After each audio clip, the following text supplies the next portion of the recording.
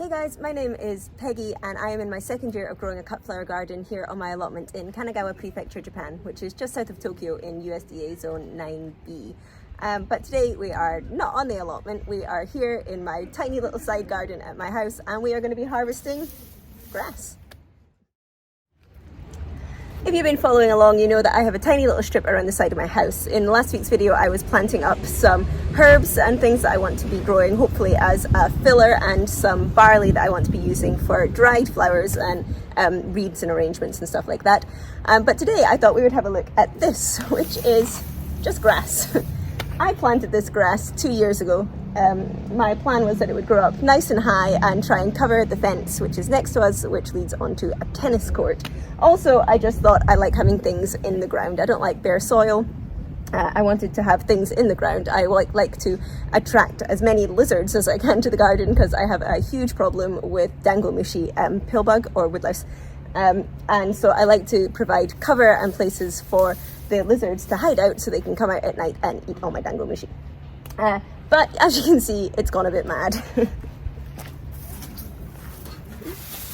It's got huge and it's literally tumbling over the side of the wall here.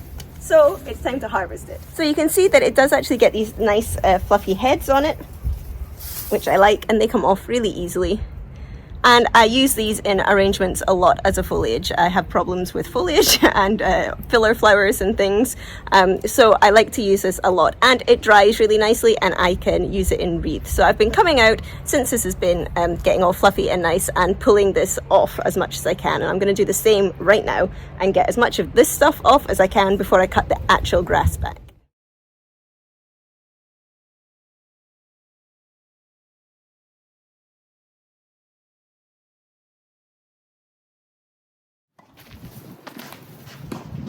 Very squint camera. Lots of fluffy tails. Okay, so this is just 1 year's growth on this grass. I did the same thing last year and I don't know if it's the right thing to do. It's just I did it last year and it worked really well and I got a really nice wreath out of it. So I thought I'll do the same this year. Now if you know better, if you know a better way to do this, then please do let me know. I'm still learning.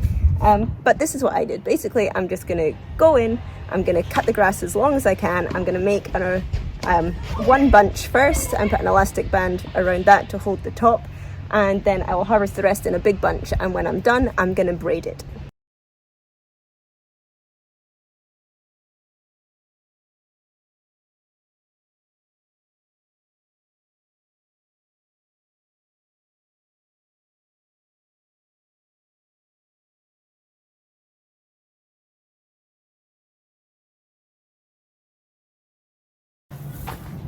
That was all too far gone. It was yellow, it was kind of wet and mushy. I didn't like it, so I've just cut it back because I want this to come back next year, so I'm leaving the stump in.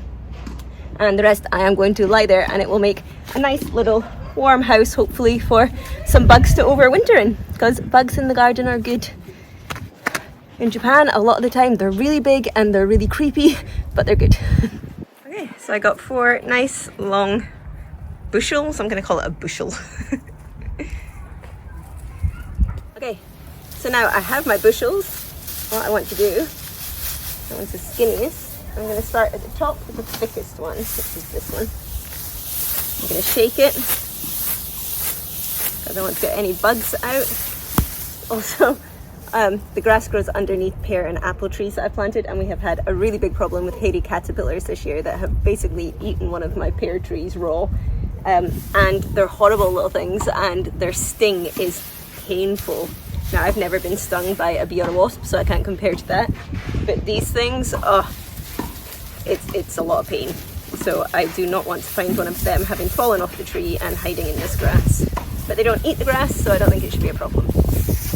So I want to be using these later once they're dried in some wreath making, and most of that will be done for January and February. And the one I made last year I made in honour of the kayak. The kayak is the old Scottish Celtic goddess of winter, also known as Queen Bera, and she reigns throughout winter. And so after the Christmas wreaths come down, I always feel the door looks a bit empty, and so I like to make a little wreath for the kayak, and the kayak is famous for having very, very long hair. And the signal for winter in Scotland used to be when the kayak would go down to the Wreath whirlpool and wash her hair. And for 3 days she would wash her hair, and the waters of the Wreath whirlpool would roar so loud that you could hear it miles away. And by the end of the 3rd day, the land would be covered in snow. It's the legend. So I am going to make a braid for the kayak. And because it is a Celtic tale, I want to do a 4-stranded Celtic braid.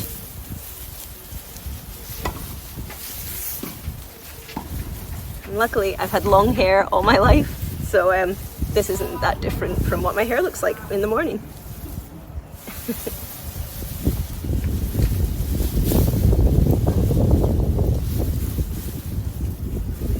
When you're doing a 4 braid, I start with the center, kind of split it into 2 groups of 3, and in the first one the center goes under, and then the second time the center goes over. So we're going from the start, we're doing center under, center under, center over. These top stalks are quite thick and not wanting to bend much, but this is why we do it when it's freshly cut. Center over, and then center under, center under. I kind of want to start circling as well. Center over,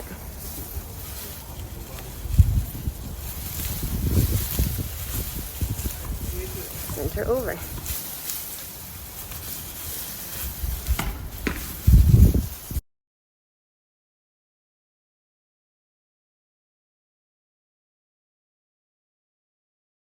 Now some of the ends are bigger, you can just leave them, kind of looks cool, the bushy end. Or you can redistribute your ends into 3 piles, 3 strands, and then finish it just as a simple braid, a normal braid, and that also helps keep the grasses together. Good job. Okay, and then unlike hair, if there are any bits that you've missed or that are sticking out, you can just pull them off. And make it nice and neat.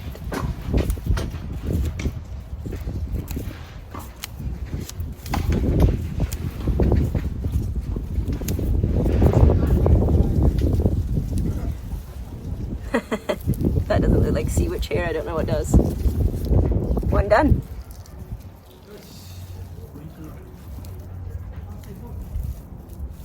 If you know what you're going to do with them, you can force them into the shape that you want them to be now. If you wanted this to be a kind of full circle, you could bend it into shape now, because once it dries it's harder to bend and arrange. And then you can just tuck the ends into the back and into the back, and you don't really see it. But I prefer to do kind of more abstract-y, funky ones, so I'm just going to let that dry in that kind of shape. I think it's almost like a moon. Okay, next one. This one I'm just going to do as a 3 because it's a lot smaller, and I like when you mix up the different types of braids.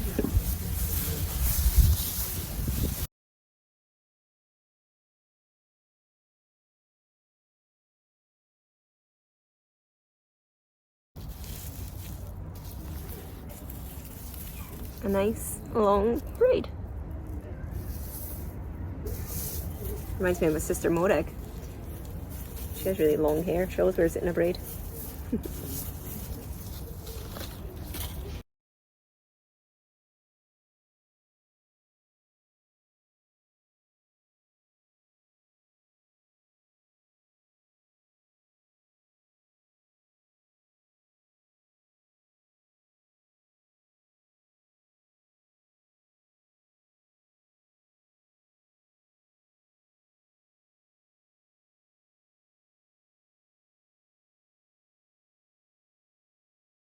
Okay, and there I have my 3 braids. 1, 2, and 3.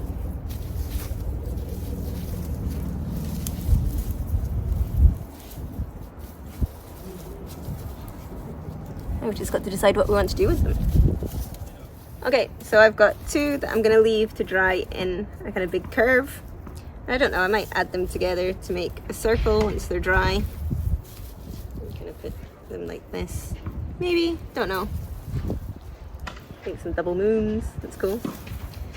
So they are going to hang like this and wait for those to dry out. And then the smaller one, I braided the tail into the back here and cut these much shorter so that from the front it looks more like a circle. I mean, it's a rough circle. And I'll leave that to dry and then I can make something pretty out of that. I forgot, I've got my big long braid one as well. So that is 4 hunking braids of grass and my fluffy bits. Not bad from a big patch of weeds. Thanks for watching this far. If you like what you see and you want to see what I do with these once they are dry, they're so pretty. Once they're dry, and what I do with all the other stuff from my allotment that I pick, then you can check out my Instagram page, which is From the Witch's Garden. There's a link to that below this video. If you want to follow along and see what becomes of these and what happens in the rest of the garden for the rest of the season and into the spring, then remember to hit the subscribe button, and I will see you guys next week. Bye.